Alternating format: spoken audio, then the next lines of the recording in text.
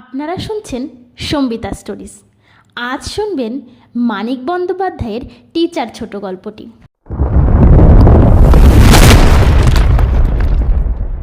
রাজমাতা high স্কুলের secretary রায়বাহাদুর অবিনাশ তরফদার ভেবেচিন্তে শেষ পর্যন্ত টিচারদের কিছু সৎ উপদেশ দেয়া স্থির করলেন।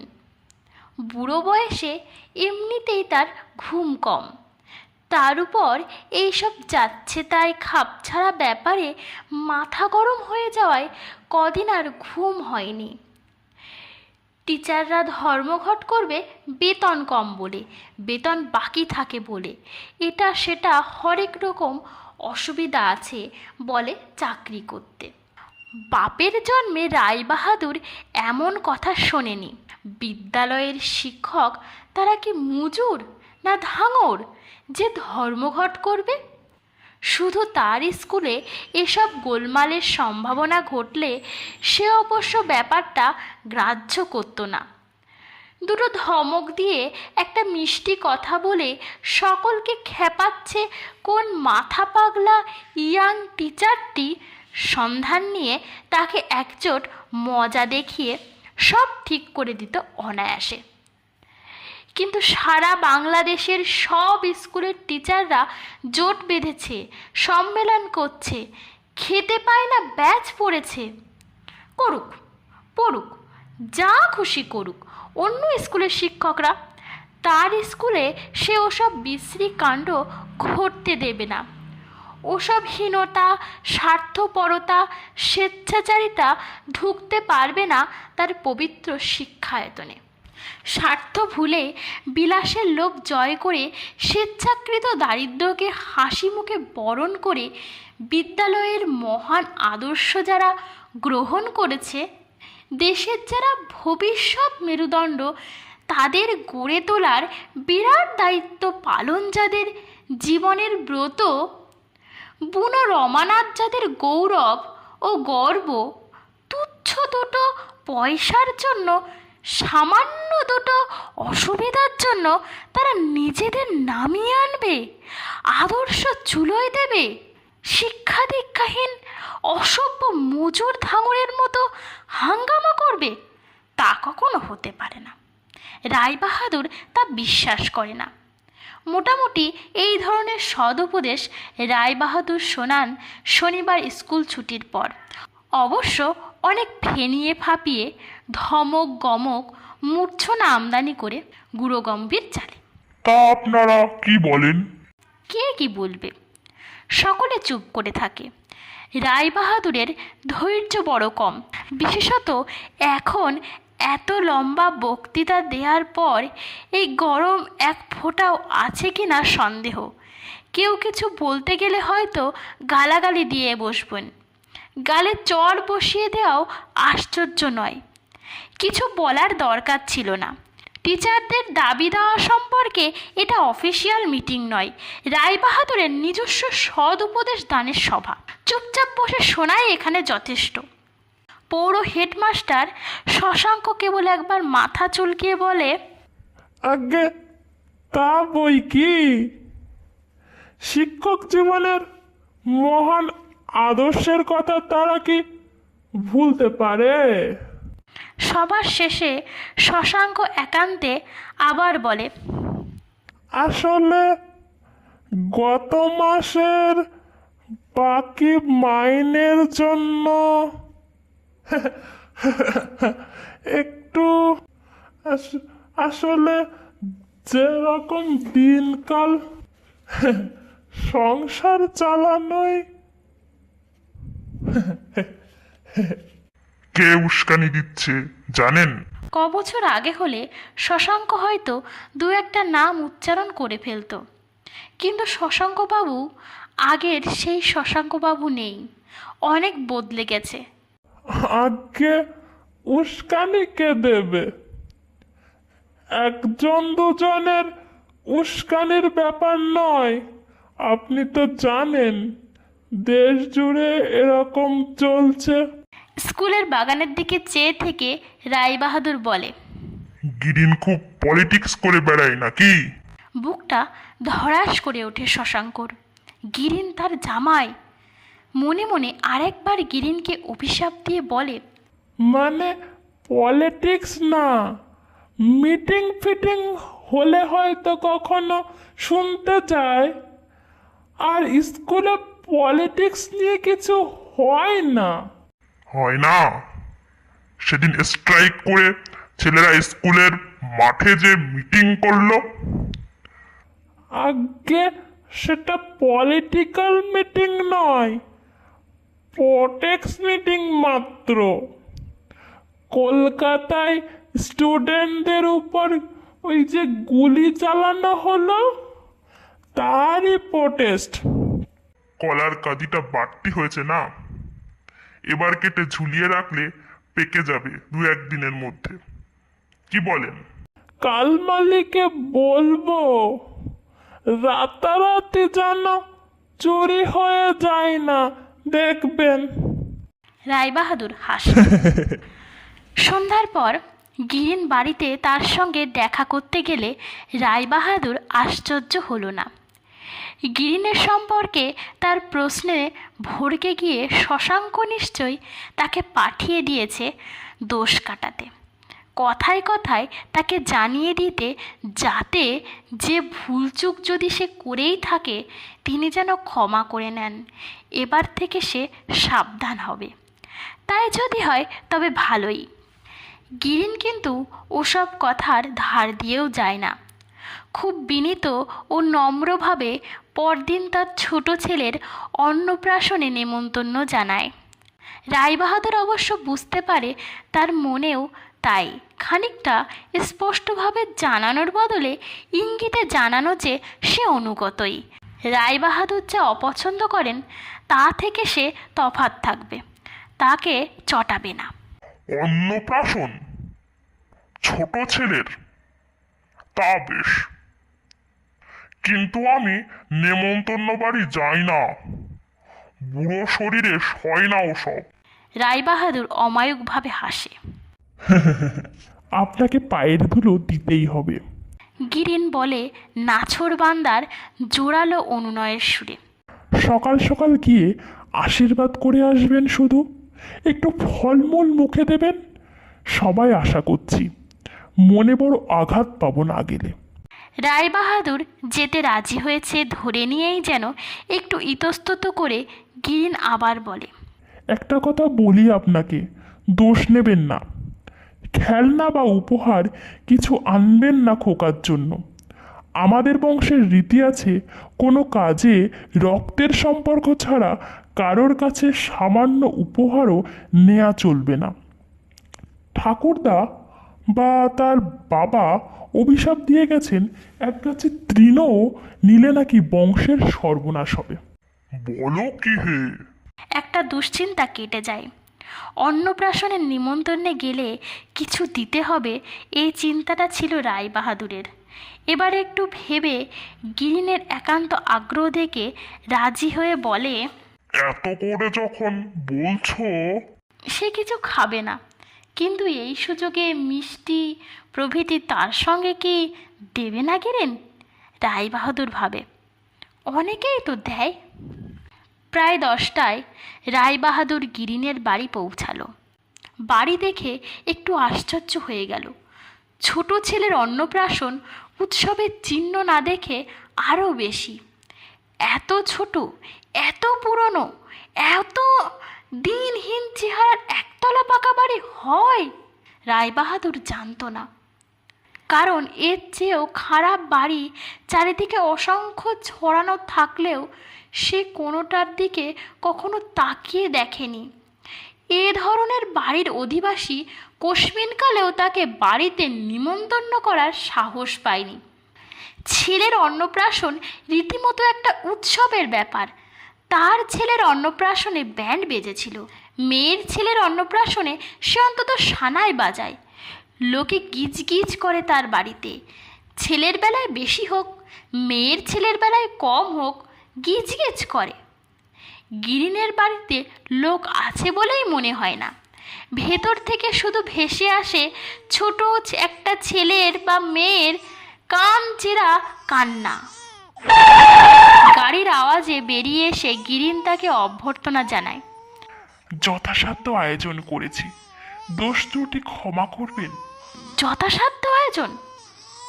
বৈঠকখানার ভাঙা তক্তপোষে বিছানো ছেঁড়া ময়লা শতরঞ্জির এক কোণে কুণ্ডলে পাকানো ঘেয় কুকুরের মতো দলা পাকিয়ে বসে আছে খালি গায়ে জবুথবু একটা মানুষ। মেঝেতে লোম ওঠা বিড়ালটা ছাড়া আর কোনো জীবিত প্রাণী নেই ঘরে। তক্তপোষ ছাড়া বসবার আসন আছে আরেকটি, কেরোসিন কাঠের একটা টেবিলের সামনে কালি মাখা একটা কাঠের চেয়ার। দিনে বৈঠকখানা হলেও ঘরটি যে রাত্রে শোবার ঘরে পরিণত হয় তার প্রমাণ গুটোনো কাঁথা মশারির বান্ডিলটা, যেটা জালনায় তোলা রয়েছে। তক্তপোষের নিচে ঢুকিয়ে আড়াল করে গোপন করে ফেলার বুদ্ধিটা বোধ হয় কারো মাথায় আসেনি। ইনি আমার বাবা। গিরিন পরিচয় করিয়ে দেয়। 2 বছর ধরে ভুগছেন। 8 বছর ডাক্তার বলেছিলেন কলকাতায় নিয়ে গিয়ে ট্রিটমেন্ট করাতে, পেরে উঠিনি। 7-8 হাজারের ব্যাপার। জবুথবু বৃদ্ধ কষ্টে চোখ মেলে তাকায়, দুহাত একত্রিত করে নমস্কার জানাবার মতো যেন চেষ্টা করে মনে হয়। ক্ষীণ কণ্ঠে কি বলে ভালো বোঝা যায় না। আসুন, ভেতরে আসুন। রায়বাহাদুরকে গিরিন বাড়ির মধ্যে একেবারে তার শোয়ার ঘরে নিয়ে বসায়। উঠোন পেরিয়ে যাওয়ার সময় এদিক ওদিক তাকায়। তাকিয়ে রায়বাহাদুর যথাসাধ্য আয়োজনের কোনো চিহ্নই দেখতে পায় না। রোয়াকে একজন অল্প একটু হলুদ বাটছে। তার বাড়ির দৈনন্দিন রান্নার জন্য যতটা হলুদ বাটা হয় তা শিকিও হবে না।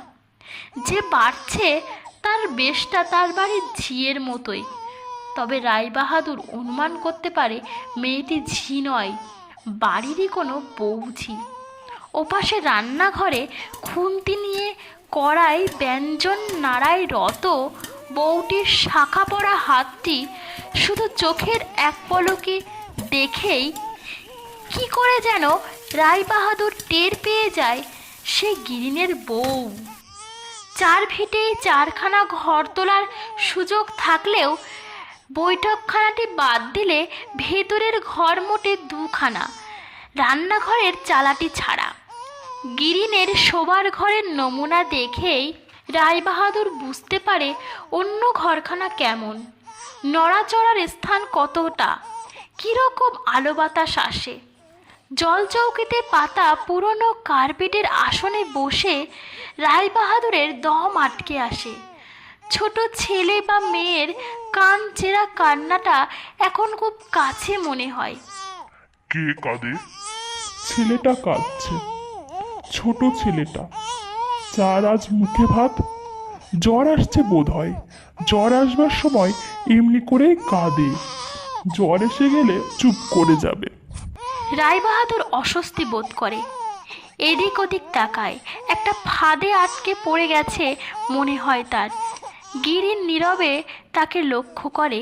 ফাঁদে আটকে পড়া হিংস্র জন্তুর দিকে শিকারী ব্যাঘ্রের মতো শান্ত নির্বিকারভাবে মুখ তার থমথম করে মনের গভীর মনোভাবে।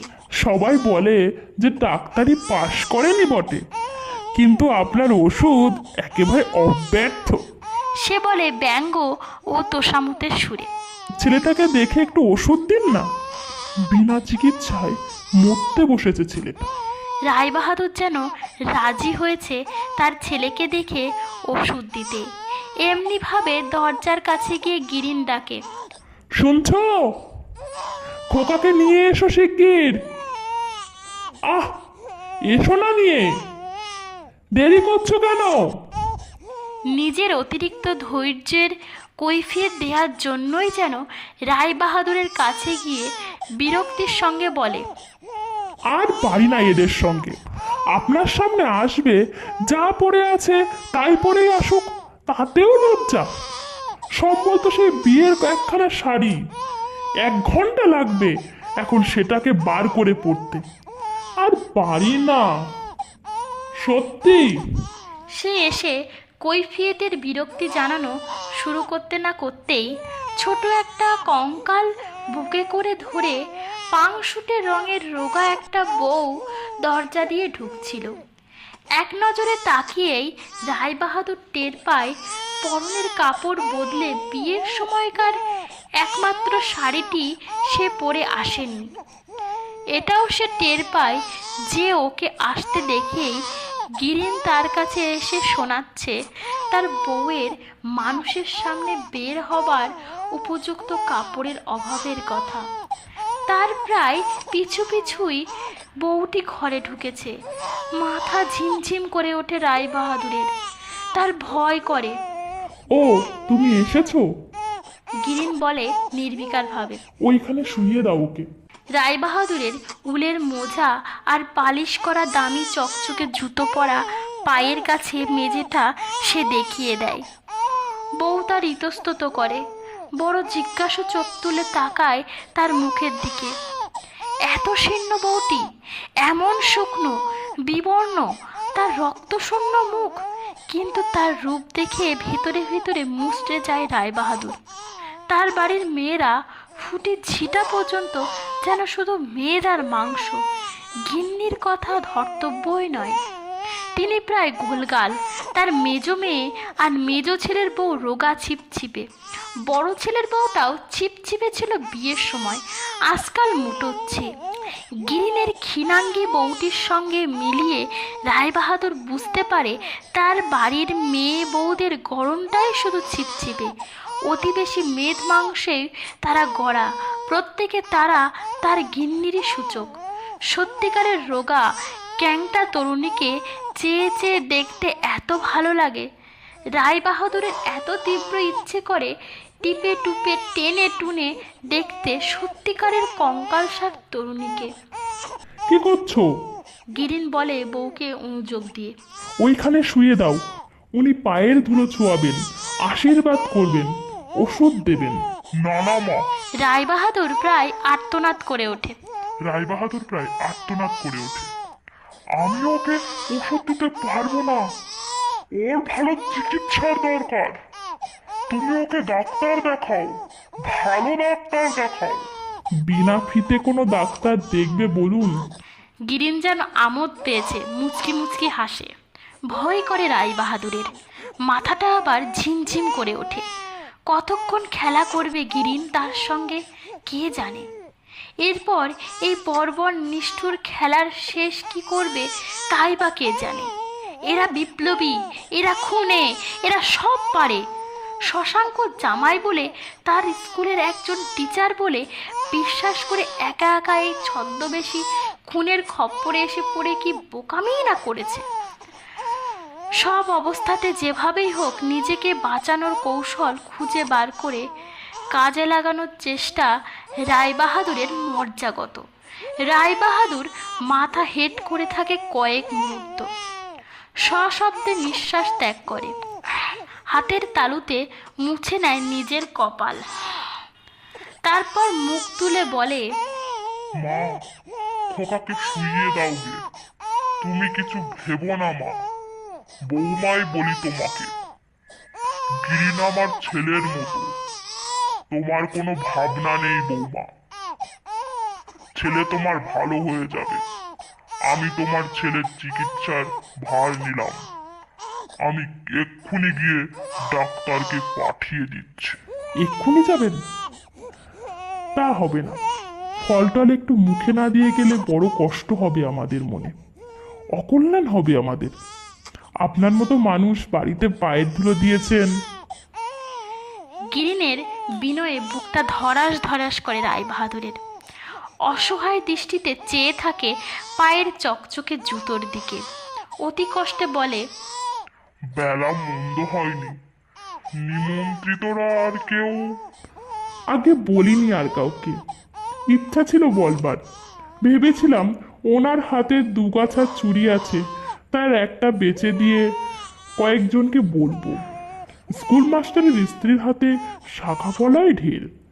তারপর ভাবলাম ছেলের মুখে ভাতে শেষ সম্বলটুকু খোয়াবো, তার চেয়ে বরং সম্বলটা থাক, ও মাসেও পুরো মাইনেটা না পেলে উপোসটা ঠেকানো যাবে। বুড়ো হলেও বুদ্ধির ধার একেবারে পড়ে যায়নি রায়বাহাদুরের। জীবনের উঠতে গিয়ে মুশকিলে পড়তে হয়েছে অনেকবার। নিজের বুদ্ধি খাটিয়েই নিজের মুশকিল আসান করেছে। আজকের বিপদের ধরনটা ঠিক বুঝে উঠতে পারছে না। এটাই হয়েছে ফ্যাসাদ। উদ্দেশ্যটা ধরতে পারছে না কিরিনের।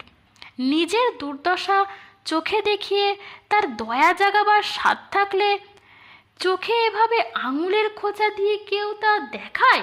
তাকে বিরক্ত করে চটিয়ে এমন টিটকিরি দেয়া ভঙ্গিতে দেখায়, এমন উদ্ধত বিনয়ের সঙ্গে কাল টিচারদের সবাই কিছু না বলে গিরিন যেন ঘাড় ধরে তাকে বাড়ি টেনে এনে বাস্তব প্রতিবাদ জানাচ্ছে, তার বক্তৃতার ব্যঙ্গ করছে তাকে।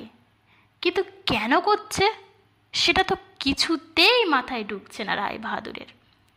তার স্কুলের একজন টিচার কি এত বড় গাধা যে এই সহজ কথাটা বুঝতে পারে না? এভাবে তার কাছ থেকে কোনো অনুগ্রহ আদায় করা যায় না। এতে বরং তার নিজেরই সমূহ বিপদ। মুখের ভাবে গলার সুরে সহানুভূতি আনার চেষ্টা করে রায়বাহাদুর বলে, তোমার অবস্থা এত খারাপ তা তো জানতাম না গিরিন। অ্যাপ্লিকেশন দিও, ও মাস থেকে 10 টাকা মাইনে বাড়িয়ে দেব। তুমি ভালো পড়াও শুনেছি, আর বাকি মাইনেটাও না হয় বরং পাইয়ে দেবো তোমায় সোমবার। গিরিন ভয় পেয়ে হাত জড়ো করে বলে, তা করবেন না স্যার। লোকে বলবে ছেলের মুখে ভাতের ছলে আপনাকে বাড়িতে ডেকে খাতির করে মাইনে বাড়িয়ে নিয়েছি, বাকি মাইনে আদায় করেছি। আমার সর্বনাশ করবেন না স্যার। চোখের পলক আটকে যায় রায়বাহাদুরের। ঢোক গিলতে গিয়ে দেখে সেটাও আটকে গেছে। ঘরের যে অসীম দৈন্য ভিখারির সকরুণ আবেদনের মতো এতক্ষণ তাকে পীড়ন করছিল, হঠাৎ যেন সেটা দাবিদারের শাসানির মতো ফুঁসে উঠেছে। উঠোনে 3টে উলঙ্গ ছেলে মেয়ে খেলা করছে ধুলো মাটি নিয়ে। খেলা যেন ওদের ছল। রায়বাহাদুরকে ওরা যেন অবজ্ঞা করছে। ও ঘরে জোড়ো ছেলেটার কান্না ঝিমিয়ে এসেছে, কিন্তু সেও যেন ভয় দেখালো রায়বাহাদুরকে। কান্না নিস্তেজ হয়ে আসা যেন ঘোষণা বাচ্চাটার, যে কান্না সে চিরতরে থামিয়ে দেবে। সে মরবে, মরে দায়ী করে রেখে যাবে তাকে। তাকে আরও শাসানো দরকার বলেই যেন গিরিনের পরিবারের আরও দুজনে এবার আসরে নামে। পৌরা একটা স্ত্রীলোক তার স্বরে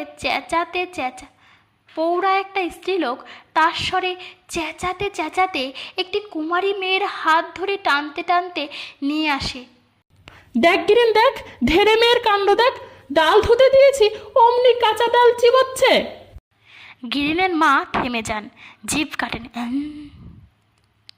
মেয়েটি পালিয়ে যায় হাত ছিনিয়ে নিয়ে। এক মুহূর্ত হতবম্বের মতো দাঁড়িয়ে থেকে সেও সরে পড়ে। আমি এবার উঠি গিরিন। একটু বসুন। গিরিন বেরিয়ে যায়। গিরিন ফিরে আসার একটু পরে সেই চুপি চুপি ডাল খাওয়া মেয়েটি একটি রেকাবিতে 2টি সন্দেশ, একটি কলা, কয়েক টুকরো আপেল ও শশা নিয়ে জড়সড় হয়ে ঘরে আসে। বাঙালি গেরস্থ ঘরের হিসেবে বিয়ের বয়স তার পেরিয়ে গেছে অনেক দিন। মেয়েটি রোগা, পুষ্টির অভাব, সত্যিকারের রোগা মেয়ের দিকে তাকাবার মোহ কিন্তু তখনকার মতো কেটে গিয়েছিল রায়বাহাদুরের। নীরবে সে 2-1 টুকরো ফল মুখে দিতে থাকে। বৈঠকখানা দিয়ে যাওয়ার সময় চৌকির প্রান্তের জরাজীর্ণ মানুষটি কষ্টে চোখ মেলে তাকায় রায়বাহাদুরের দিকে। এক নজরে দেখেই তাড়াতাড়ি চলে যায় বাইরে। সোমবার গিরিন নোটিশ পায়, বরখাস্তের নোটিশ। সে প্রত্যাশাই করেছিল। ক্ষমতা থাকলে রায়বাহাদুর তাকে ফাঁসিরই হুকুম দিয়ে দিতেন। কিন্তু একটা কথা জানে গিরিন, রায়বাহাদুর ভুলতে পারবে না, তার ভয় করবে। শিক্ষকদের দারিদ্র্যের মাহাত্ম্য কীর্তন করে শোনাতে গিয়ে একটু আটকে আটকে যাবে কথাগুলো। উচ্ছ্বাসটা হবে মন্দা, দয়া মায়া সহানুভূতিতে নয়, ভয়ে। আপনারা শুনছেন সম্বিতা স্টোরিজ। আজ শুনলেন মানিক বন্দ্যোপাধ্যায়ের টিচার ছোট গল্পটি। গল্পটি আপনাদের কেমন লাগলো সেটা জানাবেন। ভালো লাগলে আমার চ্যানেলে এসে আবার শুনবেন নিত্য নতুন গল্প। আজ তবে বিদায়।